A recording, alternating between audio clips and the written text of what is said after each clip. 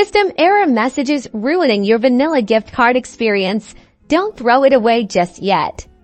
This quick guide will walk you through troubleshooting steps to get your transaction processed smoothly. Step 1. Activation. This might sound obvious, but it's the most common culprit. Flip your card over and carefully check if it needs to be activated. Look for a sticker on the front or instructions on the back that direct you to a website or a phone number. Go to that website or call the number if prompted, and follow the on-screen instructions to activate your card. Make sure you have the card number, expiry date, and security code handy. Step 2. Balance check. Head over to the vanilla gift card website, which is usually printed on the back of the card. Locate the section to check your card balance and enter your card details. This will tell you exactly how much money is available on the gift card. Ensure that you have enough funds to cover the total purchase amount, including taxes and shipping.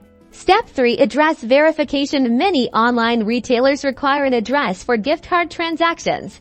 Even though they are prepaid cards, this address is usually the address you used when you purchased the card, or your current billing address. Try using your current billing address as the billing address on the checkout and see if this fixes the problem. This might be needed for any online purchase or any transaction that requires address verification. Step 4. Contact customer support. If you've tried everything and you're still seeing that system error message, it's time to bring in the experts. Find the customer service number or the online help portal on the vanilla gift card website. Explain the issue you're facing and provide them with your card details. They might be able to resolve it on their end or offer you more tailored advice to your issue.